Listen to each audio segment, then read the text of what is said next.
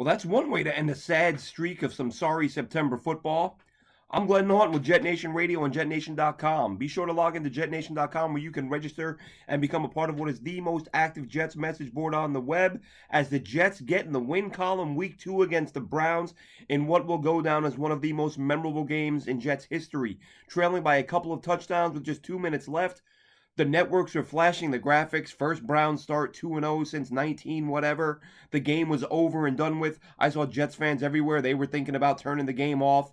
I'm sitting there thinking, do I just go start prepping for the video and just have the audio on in the other room to hear the inevitable game-ending Cleveland Browns drive as they plow down the field? But I thought, you know what? I'm going to hang around, watch the last couple minutes. And lo and behold, Joe Flacco, much better than last week, obviously. Throws a 66-yard touchdown to Corey Davis on a blown coverage by the Browns. Jets recover an onside kick, march down the field. Garrett Wilson, who had a monster game, scores his second touchdown of the day in what is his first ever NFL 100-yard contest. He finishes the day with 8 grabs for 102 and a couple of scores. The refs were atrocious in this one. Obviously I'm glad the Jets won just because I'm glad the Jets won. But I hate having to come out after a loss, and you'll almost never hear me do it. Come out after a loss and pin some of it on the refs. That would have been the case today, but it all gets avoided. A huge Michael Carter run erased on a questionable holding call. You had a questionable pass interference call that kept the Browns' touchdown drive alive. You had a blown call on a Tyler Conklin completion as he went out of bounds early in the game. So the refs blew a ton of big calls. I mean, these were big calls in big spots. The Jets, on one of their scoring drives, Greg Zuerlein ends up kicking a 57-yard field goal. On that drive, the Jets had a couple of penalties, kept getting backed up, but kept fighting. Joe Flacco finishes the day 26 of 44 for 307 and 4 touchdowns.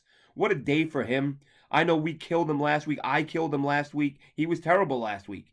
And listen, I was one of the guys who said, could the Jets win 3 out of 4 or 2 out of 3 with Flacco? I wasn't bailing on the guy before the season started, but last week, to me, he looked lifeless, uninterested. He looked slow to process, and those were all red flags for me. And I thought, 37-year-old guy, maybe that's it. Maybe he's hit the wall. So again, wasn't perfect today, but did a damn good job. Like I said, four touchdowns, no interceptions. On the ground, the Jets had Michael Carter, went 7 for 23, but as I said, he had a 23-yard carry taken away. Breece Hall had 7 for 50. Looked like he was going to pop a big run at one point. A Browns defender got a hand on him just as he was turning the corner to slow him down. But the story of this game, Robert Saleh has got to be on cloud 9 right now. A little early to be writing any receipt. Listen, it's one win. I'm excited. Jets fans are excited. Still a long way to go. But the biggest takeaway from this game today, the most exciting thing, not just the win, the contributions from the kids. We saw Sauce Gardner make a play. We saw Brandon Eccles. Let's give Brandon Eccles some credit.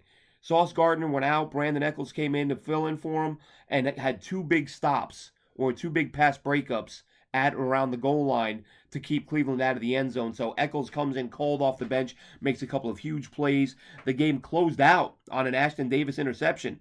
The Jets score the go-ahead touchdown. You blink, and the Browns have the ball at the Jets at their own 45-yard line. They only need about 10 yards to get in field goal range. Cade York kicked a 58-yarder last week, and Ashton Davis, who we hadn't heard from all day, steps up, makes an interception to seal the deal.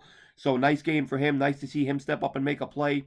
The secondary, not perfect. We saw another touchdown. The second week in a row where it looked as if Sauce Gardner was signaling to the safety that they had the receiver that was coming into that zone, and the safety, I believe it was Joyner both times. I could be wrong. It may have been Whitehead. But allowed a touchdown both times last week and this week. But again, Gardner had a nice play, left the game a little bit dinged up at one point, as did Garrett Wilson, as did Quentin Williams. But they all came back. Everyone came back healthy. But the special teams, huge bounce back. Braden Mann had some nice punts. I mentioned the field goal by Zuerlein. Just all around, not a perfect game. The defense did get run over quite a bit, but you're going to get that with this Cleveland offense. These guys can play. That combination of Chubb and Hunt. That's a really good tandem. Chubb had 3 touchdowns. Amari Cooper, one big blunder early in the game and a big third down. Amari Cooper and managed to get himself matched up against undrafted free agent safety Tony Adams. Obviously a huge mismatch. Cooper makes a big catch and run. So that was a little bit discouraging, but again, for this team, the way last year went, the way week 1 went, they're fighting for a win. And this is part of the reason, you talk about why it's important for teams not to quit, not to give up. Like I said, you're down a couple touchdowns with 2 minutes left. Nobody on the planet expects you to win. As I said, the network is running the graphic on the last time the Browns started 2-0, because really, in their minds, the Browns were 2-0 at that point. Jets didn't get to the quarterback a whole lot, only 2 sacks on the day. 1 sack, and that came Carl Lawson had one that he shared. I'm looking at the box score now. I didn't realize he shared that with Quinnen. But either way, Quinnen Williams, Carl Lawson share a sack. Not a lot of big plays. That was probably the most frustrating thing, is that they needed this much to go right to beat Jacoby Brissett. He's not Lamar Jackson. Last week I gave the Jets a pass on a few different things because you're going against Lamar Jackson. Jacoby Brissett isn't Lamar Jackson. We still managed to give up 30 points. Granted, most of it was on the ground, but not as much from the pass rush as you'd like to see. Gave up a lot in the run game. The Jets were lucky to buckle down early on, because that first drive, Cleveland went down the field. I believe they had 58 yards rushing, somewhere in that neighborhood on the first drive, having given up only 60-some last week. So you thought, with this run game, was this just going to be the story all day of not being able to get stops? But they got some big stops. They made some plays. Another really nice game for DJ Reed. A shaky game, well, not a shaky game, a questionable play call on Quincy Williams, the pass interference I mentioned earlier. But Quan Alexander had a huge kind of turning point as Cleveland was trying to run out the clock late in the game. They had a few big runs. The Jets defense looked like they weren't going to be able to do anything. They got a second down, I believe, 2nd and 10. Chubb tried to bring a ball to the outside. Quan Alexander came screaming up the field and just blasted him in the backfield, put him in 3rd and long. Jets got to stop on the next play, forced a punt. So some really nice plays from Quan Alexander the last couple weeks. This is the guy, when he was a free agent, myself and many others, I'm not saying I'm the only one, there were a lot of us saying, hey, go get this guy.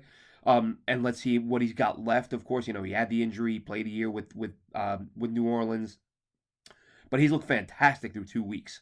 So he's a guy. If he keeps playing like this, he's going to be around for a little while. So big play from Quan Alexander, big plays from Eccles. Ashton Davis seals the game. But as I said, the biggest factor to me, the biggest part of this game to take away is how well the rookies played. You had the touchdown, as I said, 2 touchdowns from Garrett Wilson. Breece Hall had a touchdown on a reception. Garrett Wilson's was the game winner. Biggest concern, probably Tyler Conklin. Another fumble to go along with a drop after a fumble last week. That's 2 fumbles and a drop in 2 weeks. Corey Davis, on the other hand, didn't have a ton of targets today. I mentioned the 66-yard touchdown pass late in the game, which was obviously huge. He only had 1 other catch before that. But, he's a guy we've talked about extensively because of the contract he got last year, because of the few drops he had last season. People really soured on him. They forget that he's a guy who was on pace for 1,000 yards and probably, 8, 9, 10 touchdowns last season before he got hurt. Last season, he was the top receiver with 77 yards. This week, he's second with 83. So, sitting at around 150, 160 yards and a touchdown through his first 2 games. And again, this is why you don't quit. He didn't give up on routes. He wasn't jogging. Corey Davis was going out there doing his job. And somebody in the Browns secondary wasn't doing theirs. Or they just had a brain fart. Davis gets behind him, scores the big touchdown. And, you're looking at it going, well, onside kick recovery. What is it now since they changed the rules? About 2 or 3%? The teams recover. So you're like, well, it's probably not going to happen, but let's just watch and see. And then bang, the Jets onside kick, I believe it was Will Parks who picked it up. So a big play for Parks on the special team side of the ball. So exciting win, folks. First Jets win in September since Sam Darnold's rookie season, since Sam Darnold's NFL debut against the Detroit Lions about 1,000,000 years ago. So now you got Cincinnati coming up next. You got them at home. Hopefully the fans are fired up. Hopefully it's the return of Zach Wilson. He's been practicing with the team. He was out there warming up, doing some stretching, some exercises on the field today before kickoff. So if he's at that point, he's doing 7-on-7s a few days ago. He's stretching with the team. He's coming out to stretch with the team with the quarterbacks prior to the start of the game today. So the hope is Zach Wilson's back under center next week. Let's give Joe Flacco the credit he deserves. Like I said, I wrote him off after last week, having been one of the guys who said, well, I had no problem with him being the backup to begin with, based on how he played last year. I think I talked about it last week when I said that I pointed to his game last year against the Dolphins, where he wasn't amazing, but he was good enough to be a backup quarterback in my mind. So when people were freaking out that he shouldn't be the backup, I kind of said, well, look at the Miami game. I'm not that worried. He came out last week. He completely changed my mind because again, he looked lost. He looked slow. He looked uninterested. But then comes back this week, has himself a monster game, huge touchdown pass to end it. So tip of the cap to Joe Flacco. Maybe he just had to knock a little bit of rust off. The expectations for a 37-year-old quarterback, for me personally, I just thought based on his veteran status, his experience, the number of games he's played, the number of reps he's taken, I didn't think we'd see a slow start to the season with him in week 1 like we did. O-line was better today. Let's give them some credit. They weren't perfect, but the only sack you gave up to Myles Garrett was clearly a mental error somewhere because you don't not block Myles Garrett. I don't think that's in the game plan anywhere. But the Jets just had a rep where no one was head up on Garrett. Nobody covered him, and he just got right to the quarterback, picked up the sack. But other than that, a relatively quiet day. He got the Flacco late in the game to force an incomplete pass. I believe it was on the touchdown drive actually. So obviously he wasn't invisible, but the O-line did a nice job. Laken Tomlinson didn't stand out as much as he did last week for poor play. Don't know how much better he was, but I'm looking forward to rewatching the game here in a minute. And then again, of course, when the All-22 comes out. But as it stands, New York Jets 1-1, heading home. The rookies are looking good. The draft class, these picks that we were all so excited about, had themselves a really nice day. Instrumental, and there were some mistakes. Garrett Wilson had a drop earlier in the game that looked like it could have been sort of the turning point because it killed a drive when the Jets needed a score. So there will be hiccups and mistakes and errors, but all in all, can't complain, can't be any happier about the way the rookies played. And Cincinnati's up next. Be sure to check us out Thursday night, myself and Dylan Terman, as we do another episode of Jet Nation Live, where we will recap this game. We will talk about any Jets news in the on the Twitter sphere or whatever's coming out of the team out of One Jets Drive. And as per usual, we will spend about 10 minutes at the end of the show talking about some college players and matchups and potential draft picks that we like. Jets coverage, game recap, Cincinnati preview, and a little bit of draft talk on Jet Nation Live. That'll be Thursday at 8:30. Be sure to tune in. Sorry, Thursday at 6:30. Be sure to tune in live. Facebook will tweet out the link, and we will see you then. Jets are 1-1, folks. The September slide is finally a thing of the past.